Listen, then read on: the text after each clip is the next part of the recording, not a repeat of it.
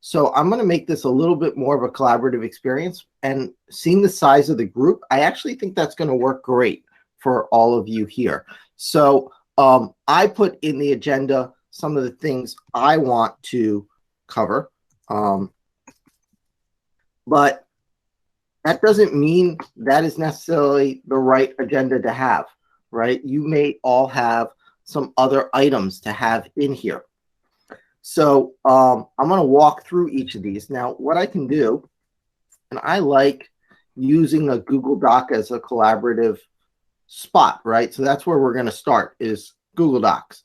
And it's a great spot for shared notes with your students, and we can have it in a webinar, and your students could take the notes and everyone has the notes. So that assign one person the note taker role, right? Experience that a lot of us had in some large lecture classes.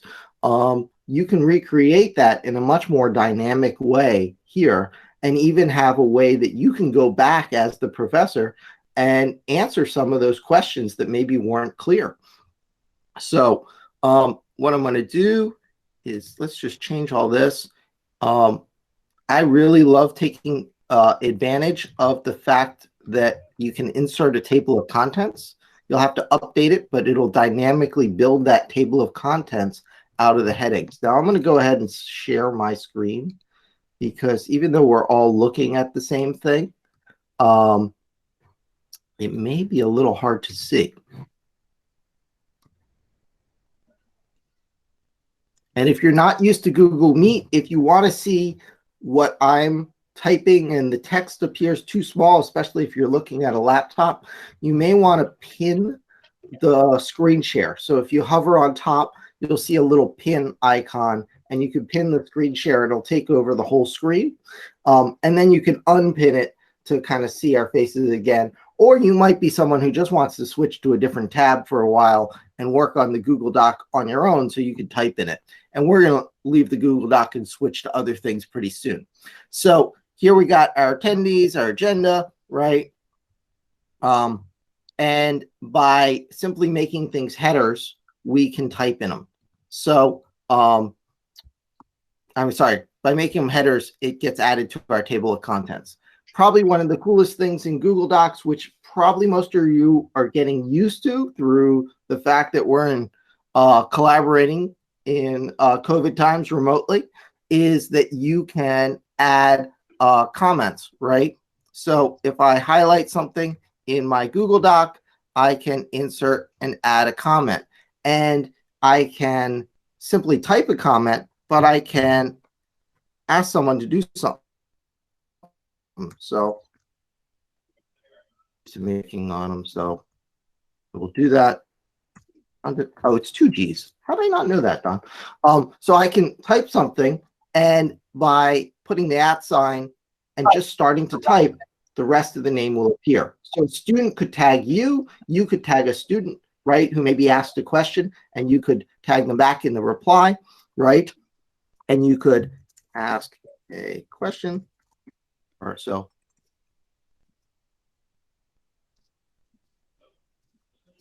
This is a very uncreative question. And then I can assign this as a task also. So let's say this is a planning doc for a project, and you're doing collaboration, and it's a group project. You could assign it. And this is almost lightweight project management, right? We could have our entire project plan in our Google Doc, and we're simply assigning to the team members of that Google Doc the different elements of that project. So you have a project management tool built into Google Docs, which is pretty cool, right?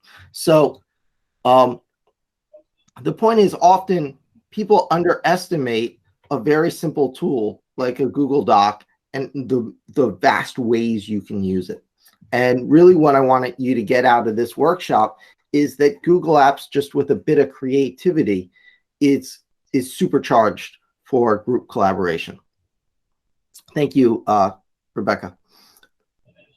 Okay, so sharing in general. Everything in Google land shares using a fairly similar methodology. And this may be redundant for most of you, But if I click the share button in the top right, it's almost always there. I can manage my sharing. So there's individuals that I can share with, and then I can manage the overall sharing. Now, to make this easy, so I didn't have to worry about who was attending, I made it so anyone on the internet can edit this. And I could change this, and I could say, well, I just want anyone at Champlain College to edit it, or restricted means only specific people are going to be able to edit it. And then over this edit side, I can change this to viewer, commenter, or editor. And there are some places in Google land where you don't have the comment options, but in Google Docs, you do have comment because it makes sense in that context. So some things like, let's say I'm sharing a movie with you. There's no comment in the side margins of a movie, so comment isn't an option there, but viewer or editor typically are the choices. Now, the reason why I do anyone with a link and not Champlain College is because I'm not convinced that all of you would have shown up for this meeting not signed into your personal Gmail account.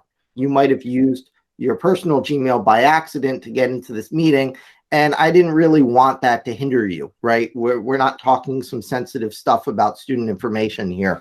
And so I wasn't worried about that, so I can just share it out in the interest of things being smooth. Depending on what you're doing with your students, you'll want things locked down a little bit.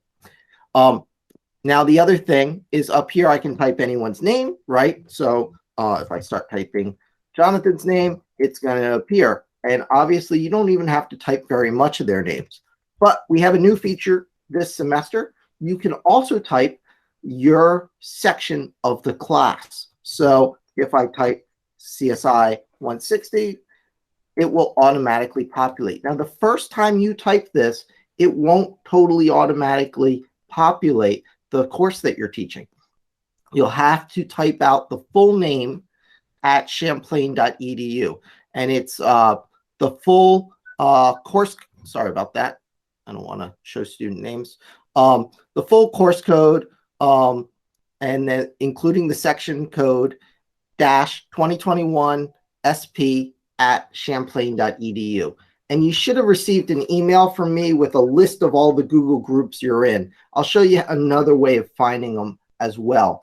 The nice thing about these lists is the only people who can share are the people in the class. So for instance, Don couldn't say, okay, I'm going to go share with Bob's students something, right? He doesn't have permission to. No one else can use these groups except for the people in the groups, except for IS admins. Students can share with the whole class. Your students can email the whole class. So it's kind of collaborative within there. Does that make sense? There is a quirk of this that isn't a big deal. It's just something to be aware of.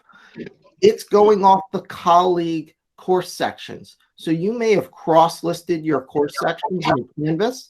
You're still going to have to invite both course sections.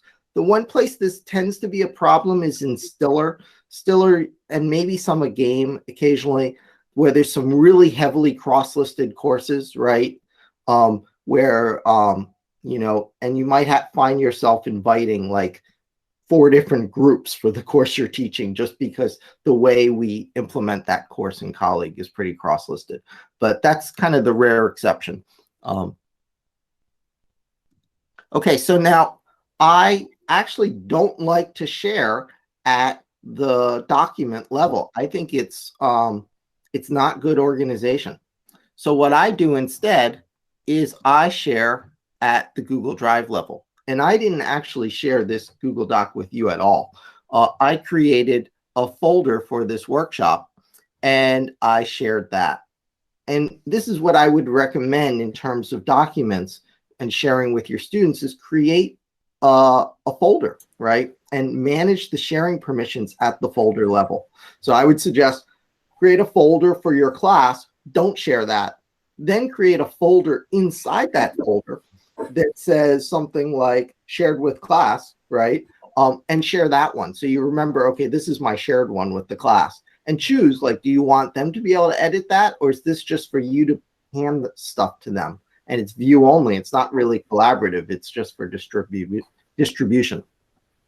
Okay, so under there, I just pull down this arrow and I click share, or similarly, I can click this little shared button and you can see exact same window. So once you get used to it in one place, in Google land, it's mostly similar everywhere.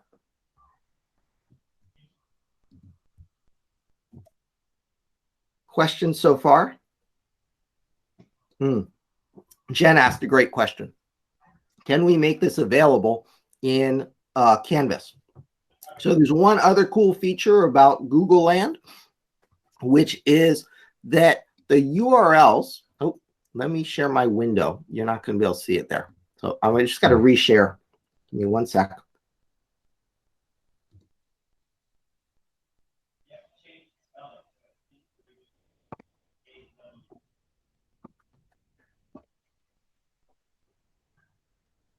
Yeah. Okay, you should be seeing my whole window. Someone chime in if you're not.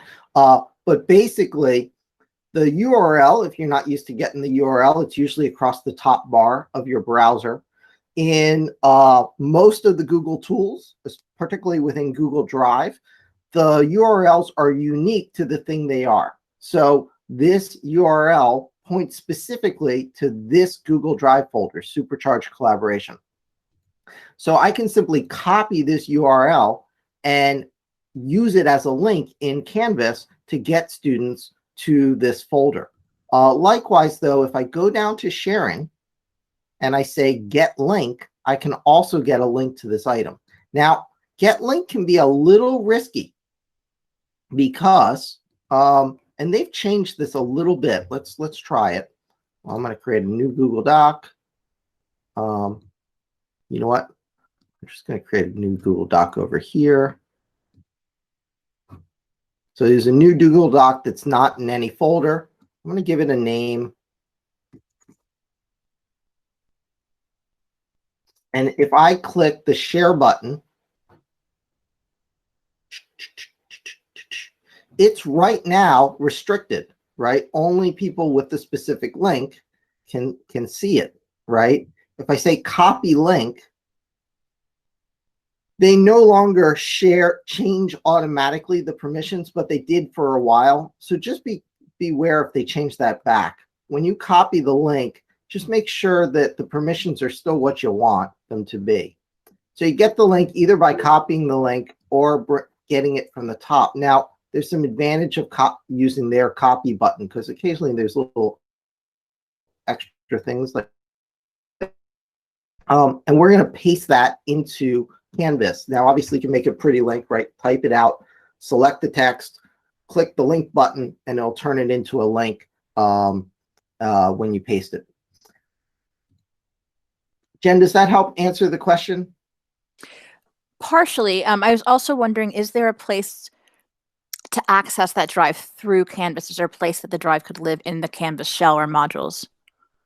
Yeah, so I actually don't use the Canvas Google Drive integration, especially for something like this. You can go to modules and you can add an item to modules that's an external link, right? And then that external link is the Google Drive folder.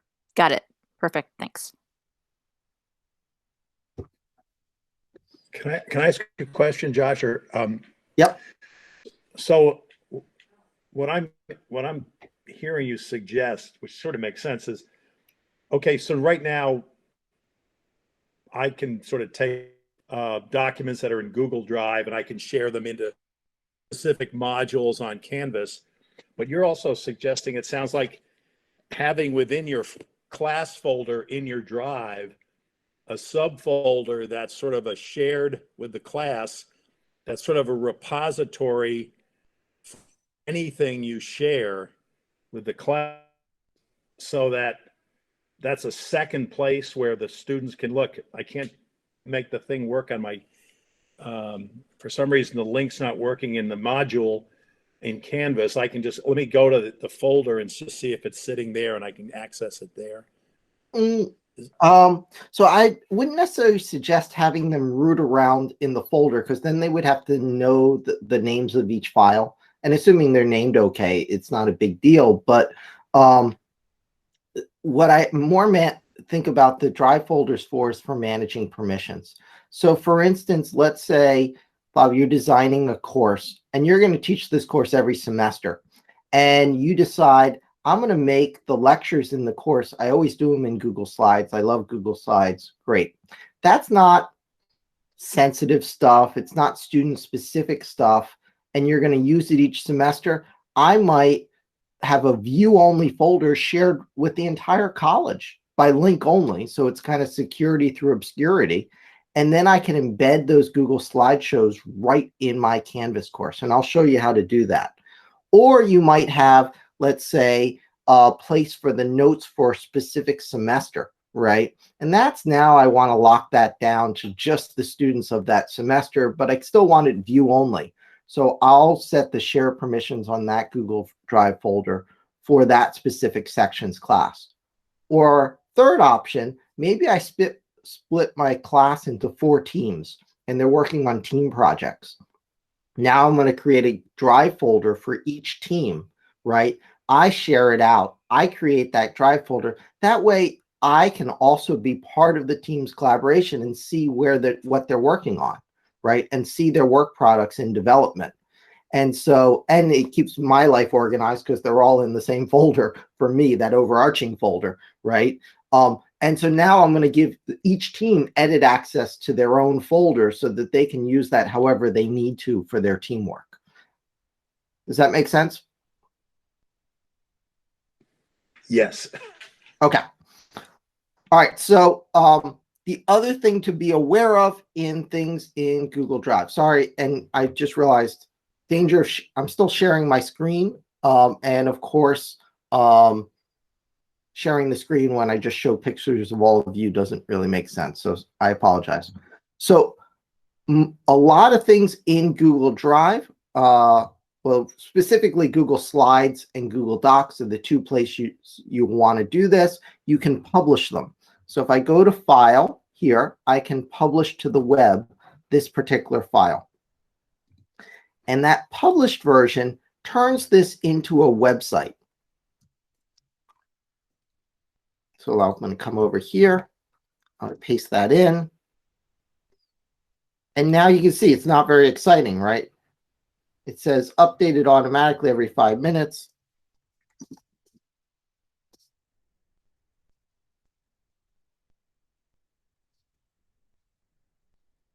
Okay, this.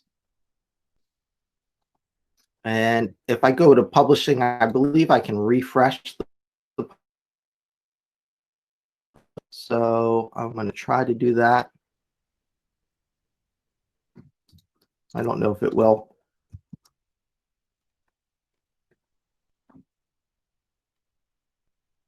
No, not yet. It takes about up to 5 minutes. It says updated automatically every 5 minutes.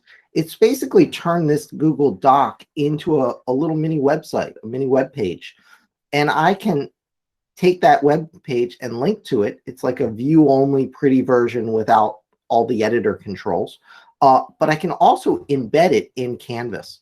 So if I go to here, publish to web, there's an embed, and I can get this embed code.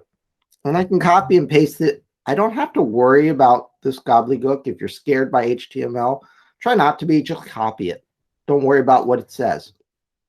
Then over in Canvas,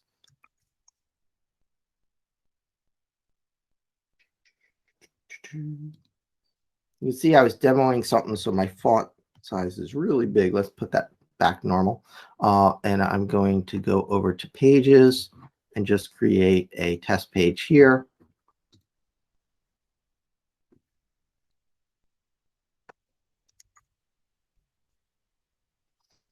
There is, under the insert, you can insert an embed. And then you can cut and paste that embed code. Now, if you're comfortable in HTML, you can view the HTML and you get fancier. But we've embedded our text. Now, it doesn't look good. And there's one little trick to the embed code. I'm going to insert embed. I'll cut and paste it. Oh, yeah. Sorry, I wanted to keep this low tech, and I'm not going to be able to. You have to add some attributes. So I'm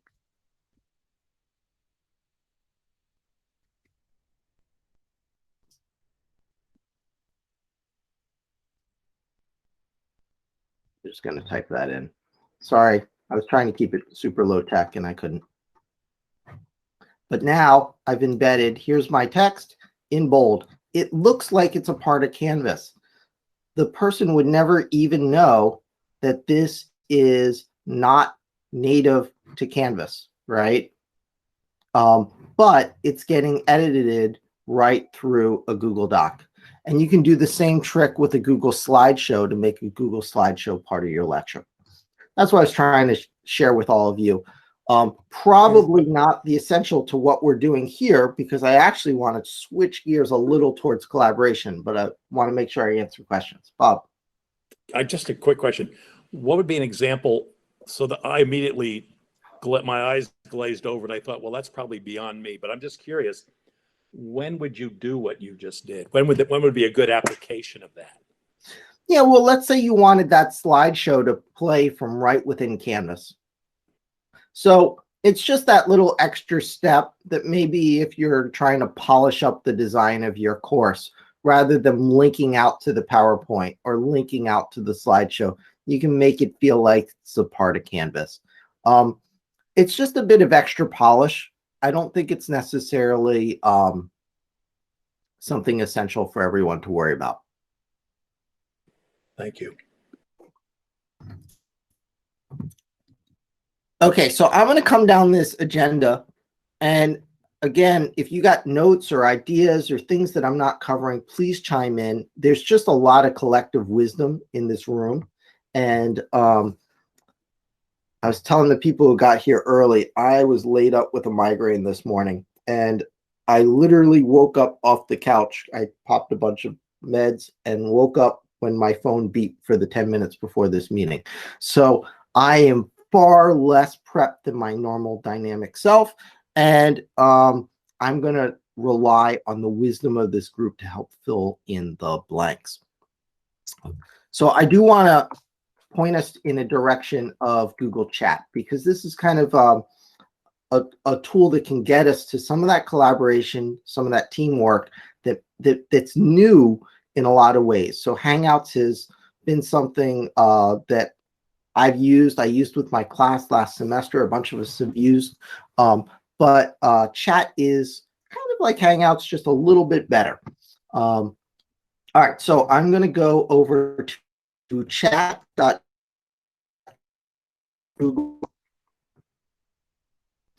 And give me 1 second.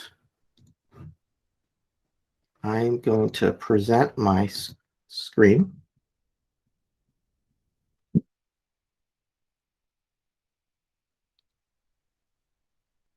Okay, so here's chat.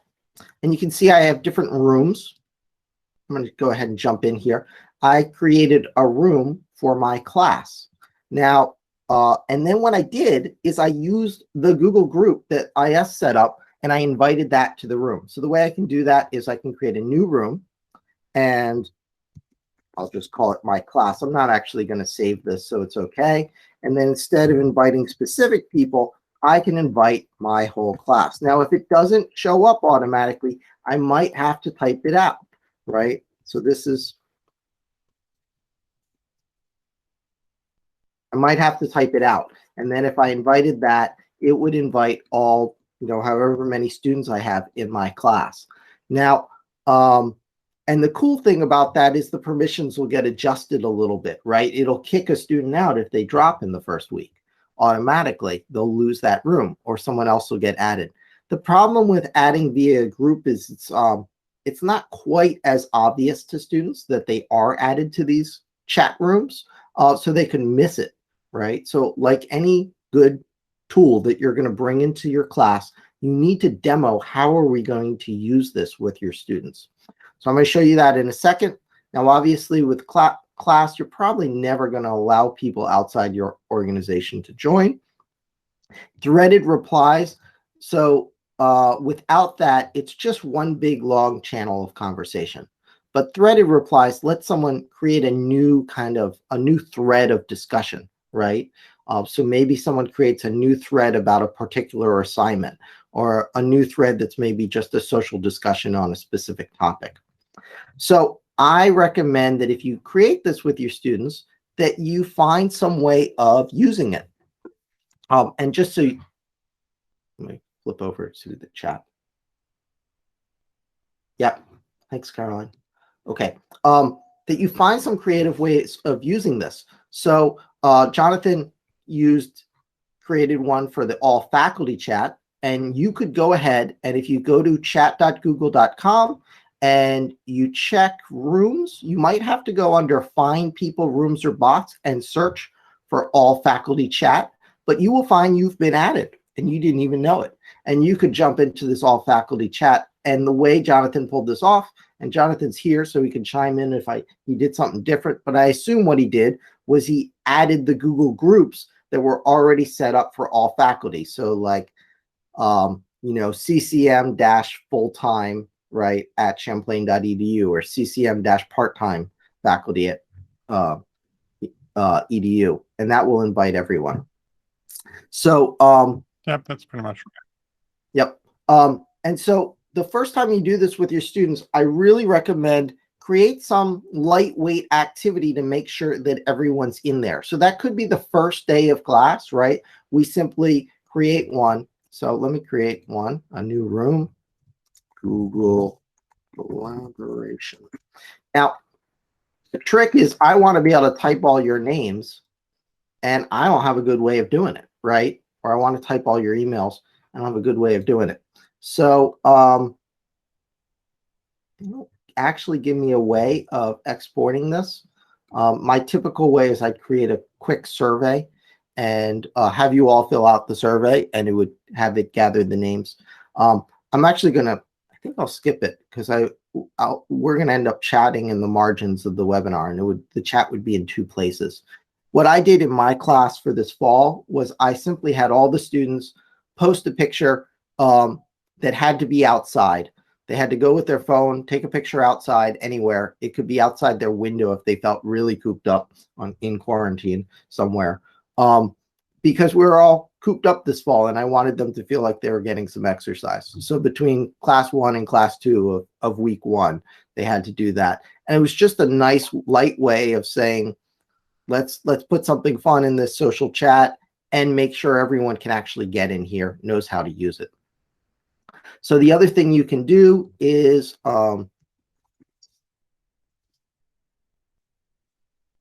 there are apps for Google Chat, and you can install it both on your Android phone or your Android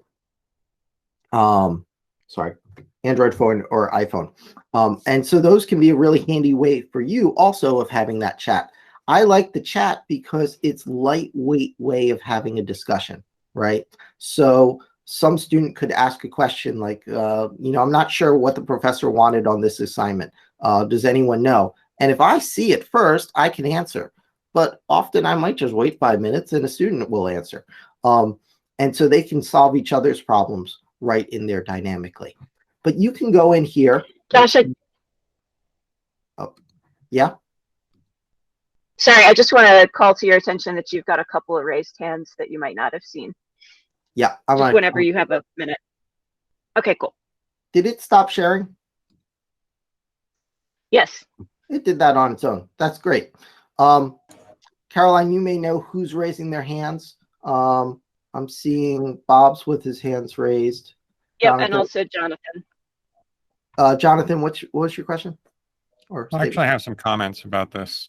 So what I know from my experience with students and channel-based chats is that they really know how to use this already. So they're already familiar with things like Discord and other chat platforms that they use on their mobiles. And this is going to be a really great way to meet the students where they are, more or less. The problem with using a tool like Discord, of which there are many, One, it's not FERPA compliant. The second problem is that it is a single login, and students may have an identity that they use in public that is not their student identity. In addition, if a student is facing issues of harassment and they have that one identity and they can't get rid of that person tracking them down with that one identity, it becomes a real problem, whereas the college can take steps to stop them from, to stop that kind of behavior from happening with our systems. So I just want to emphasize that it's a lightweight thing, like Josh says. It's really great to have channels and be able to communicate effectively. I asked the students to get into a similar platform that we run on campus, and that turns out to be very helpful in terms of building community for the students. So I strongly recommend that you integrate the use of Google Chats. It's built into Gmail now. So if you have Gmail open, Google Chats will be there. It's now chat preferred. So if you just open up Gmail, you'll see the Google Chats that pop up in the things that you're involved in.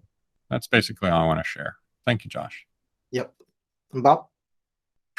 So probably a very dumb question. So the way you use this is almost in the background. You don't use this in class. You use this everywhere else. So in other words, some student is sitting in his dorm room perhaps and just has a question. So he would throw it up on there and maybe some other students would answer. I'd stumble across it and I'd answer it. And it's just an ongoing thing. When you're in the class, you're using whatever you're using, Zoom or something else, right? In other words, this wouldn't be going on in a class at all, really. They would be, if they were chatting, they'd be chatting on whatever you're using. That's the way I use it. I never actually use it in class, but students could use it in class. And I think so, I would say be creative, but I like it for that in-between class. And one of the things that's in there, which I didn't get a chance to show, is when you're typing in a thread, like you're replying in a chat, there's a couple buttons in there. So you could obviously do like an emoji, right? You could upload a file. You can link to something on Google Drive, but one of the key ones is add video meeting. And what that will do is it will instantly launch a video meeting. So students could be chatting with each other outside of class and be like, oh, you're working on the same homework assignment? I'm totally stumped on it. And like, can we just create a Google Meet right now? And you click the button and now you have a class meeting. The permissions are everyone in the class can join. It's a study session, right? And the cool thing about that, split your class into 4 teams, right? Each team gets its own room where they're chatting. The teams chatting with each other, oh, let's just talk in a real meeting instead of doing text chat, right? Boom, they're in a real meeting. Now one can share their screen, and it's just that dynamicism where it's much more immediate than a Canvas discussion, right? If you use Canvas discussion for it, it's very detached. Whereas here, it's just back and forth, right? And so it's lighter weight than that. And so that's how I like to use it. But find your own creativity. Right. I'm going to jump in here again because I have lots of experience with this. So 2 questions. One, do students know how to use this? Not automatically. You need to show them. So you have to put them into the space and have them actually work through it. The app on mobile is totally capable. It's, like I said, built into Gmail for Google. So if they've set up their Champlain credentials on their mobile, which is very important, right? So they can see the Champlain emails and they can see their Champlain Google Chats and stuff and do the Google Meets easily. That's the #1 biggest hurdle I've experienced with students. They have to have themselves logged in properly to Google authentication for Champlain College, right? So they have to have that identity set. That's the really important thing. And the second thing is that they're going to want to have a channel in the classroom. If you're using it as a classroom, they're going to have a channel where they can post memes. Students socialize through memes and they want to be able to share that stuff. So you need to set some boundaries about what memes should be allowed, right? So basically I tell the students, keep it professional. You can share memes in the meme channel and have fun, but you got to keep it professional. Nothing that's going to be considered to be offensive don't, go calling individuals out, that kind of stuff with your memes. And Jonathan, just quick question. In Google Chat, because there aren't channels like a Mattermost or Discord, but there are threads. That's what the threads do. Yeah. That's why I wanted to clarify for people is that by channel, you mean a thread. So you would create in this case, I mean a thread. Yep. So that can be really helpful. I had students use this a couple of years ago to good effect. It's good for tracking collaboration that's informal. And that's one of the things we're trying to teach. So we're directly teaching collaboration. So by having the students show their communications back and forth, it's a really good way to keep my finger on the pulse of their teamwork, right, or their group work. And the other thing that I want to share and why this is so important, and I'm really happy that Josh and the CLT are investing time in this, is that I think one of the major learning outcomes that I had last semester was that as a faculty member, that in order to improve student engagement in the classroom, I need to put them into groups and teams early on and have them socialize with each other and feel like they have a small group of people who can work with on the work of that particular class. Now, your pedagogical structure may be such that that's not allowed, but that's, not what I'm getting at, right? So you can always have informal chat communications. So I just wanted to emphasize why those couple behaviors there that will help you in your process of adopting this. Anyway, thanks. Yep. And Jen and Bob, did you get all your questions answered? Well, I did, but what Jonathan just said made me think of something else. So when you talk about sort of a meme channel and they're in class and they can sort of have some fun on the side, I immediately went back to about, sitting in 7th grade in the back of the room, off and hacking around with my friends. And I was wondering, is that kind of what could happen or not? Because now I'm on the other side. I certainly wouldn't want that to happen. But in other words, how does it actually get used, and how does it in its use become additive to what you're trying to do in the class, I guess? Yeah, so I think there's a key principle here, which actually I like in chat. In Hangouts, you had to mark a Hangout conversation to preserve the history. And in chat, I believe it's preserving the history automatically. That's correct.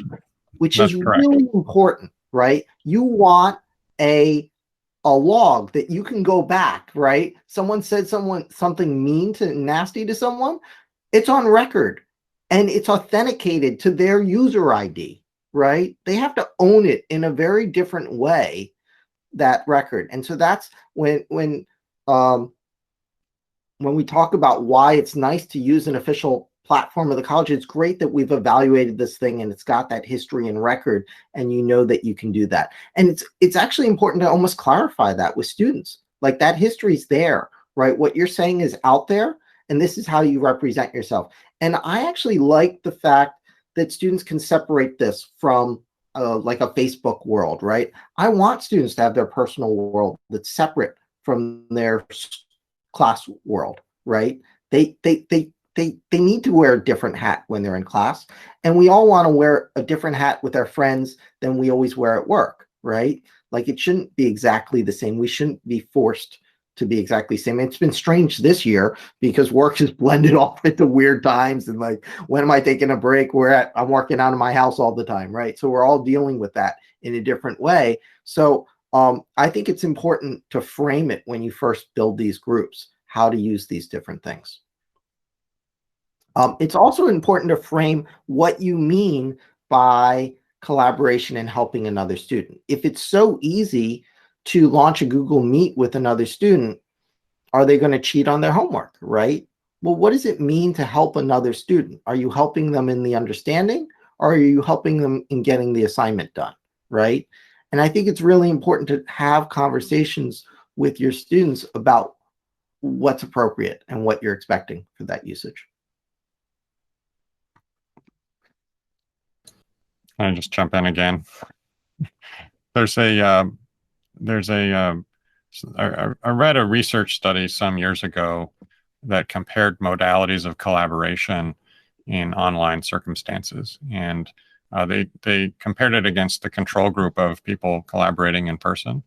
And you'd be surprised to find probably that people collaborating in person fared the worst. The platforms that worked the best were shared audio, right? In the background while you're working instead of a full video. And then people working on the same object, because it reduces the friction of communication so much so that they're like, oh, are you working on section 5? And it's just in the background of what's functioning. And that turned out to be substantially more effective at collaboration than your traditional, let's get together in a room and have our 15 minutes of small talk and then we'll get to work kind of problem that happens with students. So, and us. So, anyway. and I'm going to steal that idea and lead us into our next point. So it transfers well into using like Google Slides or Google Docs for, let's say, so there's a couple different types of team projects, but you might have a team presentation or that you're assigning your students, or a team research paper, right? They're doing a group research paper. And so they're working on a Google slideshow or a Google Doc together. So a temptation would be that one student would share their screen with the Google Doc in it, and that student does all the typing, and the other ones coach them through it.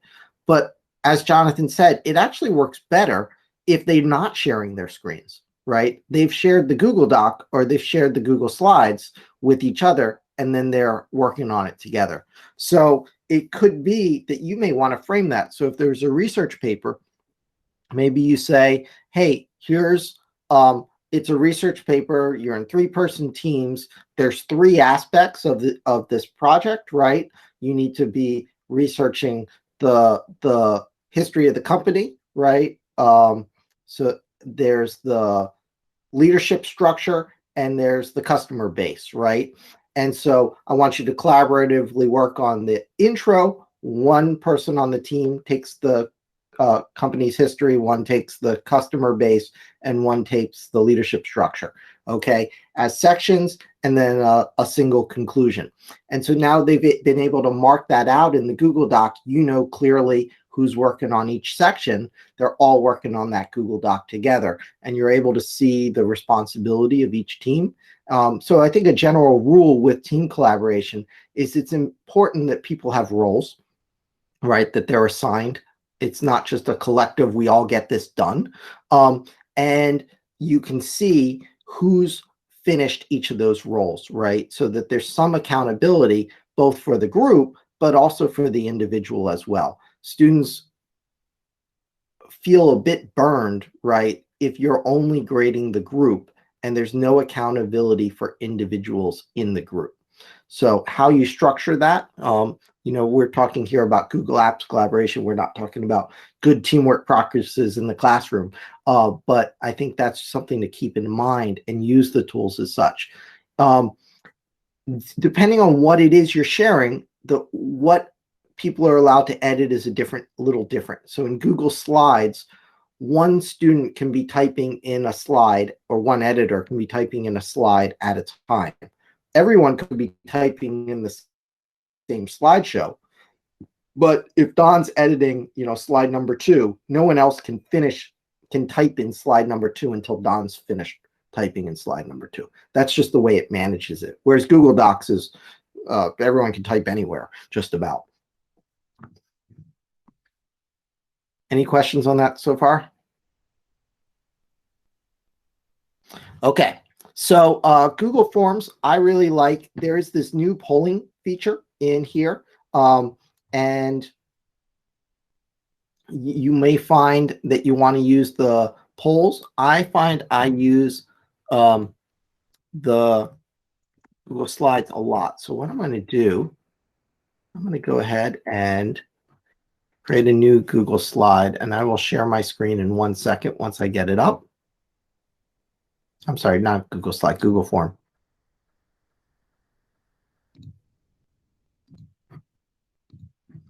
Let me go ahead and share my screen.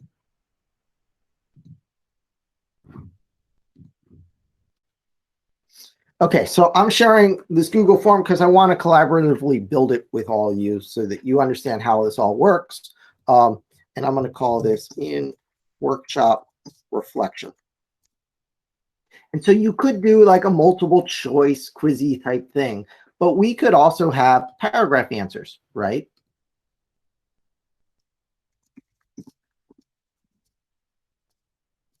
I'm going to ask, what is one idea for how you plan to utilize Google Apps for collaboration this semester? Okay, so that's my question. Now, under the settings, I can set this up, and I could collect the email addresses so that I don't make it anonymous, so I can see who you are, or I could choose to leave it anonymous. I sometimes like this with my students because by doing one of these in class, I have taken attendance, right? Because now I know exactly who's filled it out, right? And I can, in class, I can be like, did everyone fill this out? I'm still waiting for so-and-so and so-and-so, right? And then at the end of class, I just look back on the results of this Google thing to remember who my attendance is, okay? So let me go ahead, I'll save this, and I will send it. That will give me a link, and I can copy that link and paste it into the chat. So you'll have to look at the chat to find that link that I just sent you. If I click on responses, you'll see that responses is simply waiting for responses. But once the first of you types in your idea, it's going to show up here. And one of the things I like is it shows up anonymously, right? It doesn't have your name attached. Now, I, as the instructor, can go in and see the names, right? I think it's not going to show the names, but we're going to go find out. And I do like the anonymous, because let's say you had, we're teaching a humanities course. You just read this chapter of a book, and you say, well, we just went through the craziest election cycle. And I want you to take that chapter and connect it to something you read in the news in the past few months, right? And so everyone's now going to connect it in their own way, right? Or let's say you say, so it lets people find their own idea, right? So you can see now I know who responded, but as you see, you start to not know who typed which response. Technically, it is in order, but I think the students tend to miss that, right? And so what I like about this is now we could take everyone's responses, and now we can have a further discussion based on those responses, right? Maybe I have another a poll that says, take 2 or 3 of the responses that aren't your own and run with that idea, right? See if you can further develop it in something. Now, we could do this typing in a Google Doc. We could do it here. This is a great 1-minute reflection in class approach, the way we're doing it.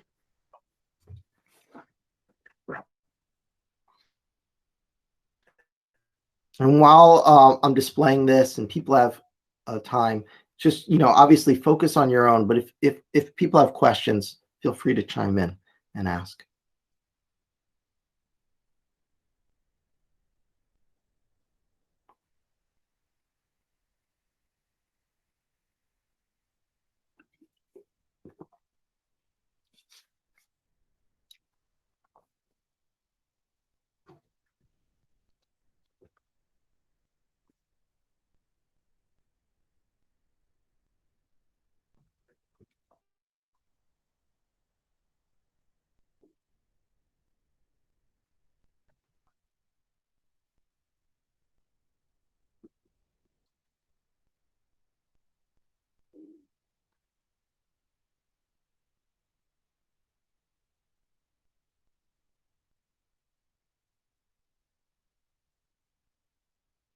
Yeah, I didn't actually show Jamboard at all. Jamboard's a popular one. Someone just mentioned that. So that's another great idea. If you're not familiar with Jamboard, it's a whiteboarding tool. And so it's a collaborative whiteboarding. So it's not actually probably the best whiteboard if all you wanted to do was whiteboard in your webinar and not have students participate in that whiteboard. But if you want different people to be able to come to the board or work on different parts of it, you can collaboratively whiteboard with Jamboard.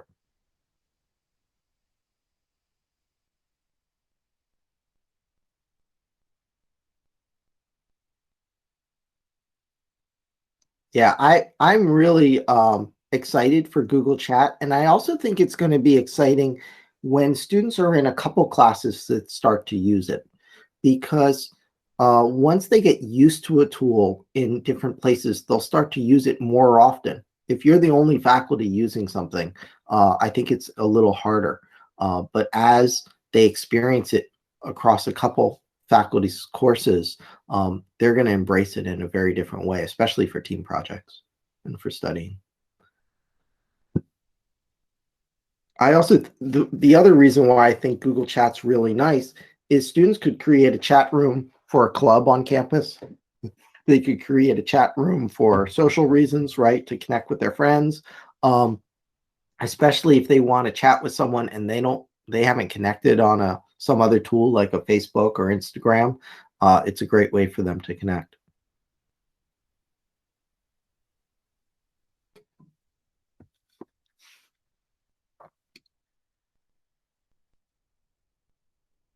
Okay, I will reshare that in a second, but I want to make sure I am. It seems like about half of you have made it through, so we'll come back to that document in a second for the people who are still writing. And we were going to run till 11:30, so I've managed to talk fast through an hour, just about. But I want to see if I can gather any questions that all of you have. Or Caroline, is there other things you want me to cover? No, I was just going to let you know that you have got a couple of questions in the Q&A about breakout rooms and G Suite URL hacks from Murat and Jonathan that are definitely something to look at. I have to go in 4 minutes because I have another meeting, so I wanted to make sure you saw that. Great. Okay, so let's do.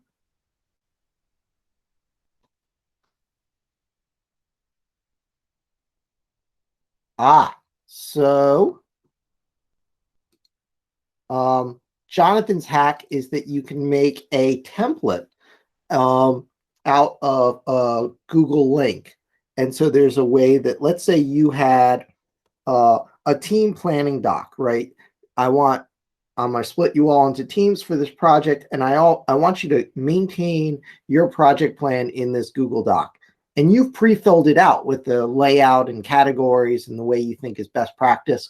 And now you want each team to get a copy of that. You could copy it 4 times and do all the work yourself to share it out. That could be a pain, right? So Jonathan posted in this link, which is a nice little hack for doing it. I'm going to paste it back in the chat so that it's a little easier for all of you to see. I will say that there is a Google Apps integration with Canvas that does exactly this. So I tend not to use that integration, but it's for exactly this purpose. It's so that you as the faculty create a template of a Google Doc, and then everyone for their assignment gets a copy of that template. And so you could do it that approach as well. And it kind of manages the workflow, but it's a very K-12-ish workflow in my mind. The way they did that Canvas integration, you know, they get the copy of the template, they fill in the blanks, and they set it up, and then they turn it in for the assignment. So Jonathan's probably using this a little more dynamically in teamwork of something over time. And so you get more flexibility by not using that integration. But if that integration it keeps things simple. Caroline shared in the chat a great video of the Jamboard session, and Murat, who had to leave, unfortunately, asked about breakout rooms. And I'll be honest, I'm in the same boat as Murat. I have not played extensively with the breakout rooms, and I didn't choose to use it for today's session. Jonathan obviously has, and so I'll let you chime in a second. I would also suggest look on YouTube as well, and there's some really good videos. And Jonathan, what's your experience? Yeah, so we use breakout rooms for the games testing lab, and it's pretty awesome. You just click on if you're in this thing right now, you can click on the little triangle square circle link at the top right of your screen, and then you should see a breakout rooms. And if you click that, and you are the host, so Josh is the host of this meeting, you'd be able to see the option to do breakout rooms. Just click on that right there, Josh. Awesome. Yeah, and what's going to happen now, if you click Set Up Breakout Rooms, you'll have a bunch of different options in terms of whether you want them to be randomly assigned. And if you want to have them not randomly assigned, and I do this all the time, is you drag specific people to a particular breakout room. So if you're like, I want to do it to 2, and stick this person there and stick that person in the other one. And then you click Open Rooms, and what will happen is the students are then invited to join that room, okay? It's not advisable to, the way I like, what I love about the way that Google does this is that they have a thing where they're inviting the students, they're not ripping them out of that collaborative space like Zoom does. So Zoom is really violent in that respect, in my opinion, and Google is a much softer shoe about it. Then once the rooms are opened, you go to the room, you do your collaboration, and then you're invited back by the instructor. It's very smooth. I enjoy it very much and use it. I've used it extensively in my classes and in other circumstances. It works really well. Yeah, and similar to Zoom, I believe, and Jonathan can correct me if I'm wrong because I haven't used this. I use Zoom extensively. Is when you're in the breakout rooms and I open the rooms, let's say Team Badger or Rebecca decides I'm going to leave Team Badger and come back to the main call. She can leave that Team Badger room, come back into the main room, and make that choice. But once you do that, that student on their own cannot go into a new room. But the faculty could move them into a new room, I believe. So if in the case where a student comes late, they will need to be moved from the main room to a particular room. In the case where, like the way I do the collaborative, like I do a weekly check-in with students in this way. And what I do is I go, okay, here's your breakout rooms, and we plop them into the breakout rooms. I go visit each team independently, right? And the others are just collaborating in their rooms while I'm visiting each one in turn. When I'm done, I'm like, okay, you guys may stay here or go back to the main room. I'll call you all back when we're ready. And if they have more collaboration to do, they'll continue collaborating. And I think it works really well. It's very seamless. And Jonathan, do you know if it does this? I believe it does. Let's say I end the breakout rooms, and then later in the class session, I restart breakout rooms. Does it remember how it was last set up? So until you end the breakout rooms, they're going to stay present, in my experience. I can't confirm that out of my memory right now, and I'm just totally doing this off the cuff, but so that's right. A good thing to double check on. But yeah, that's what I remember. One thing I often do in my class, because I'm not doing the large team projects that Jonathan's doing in his class, but I'll split people in, let's say, groups of 3 to work on a problem. So I'll introduce a concept, split them into a group of 3, do a little practice problem together as a group of 3. Then we all come back as a class, discuss that practice problem, and then we might do another practice problem and we split out. So I want to reuse that same set of groups for the rest of the class session. And I know Zoom does this. I think Google Meet does it. You can kind of join everyone back to the main room. When you kick off the breakout rooms, it kind of remembers where it last was, which is handy because it lets you set it up faster to get people back into that experience again. We have a couple people leaving, and I do want to free everyone up so you feel like you can leave as well. We are at the end of time. And so we recorded this session. I'll work with Caroline on figuring out how the CLT wants to post the recording with everyone. So we can put that out there. And I'll stick around to answer questions for people, but I wanted to acknowledge the time.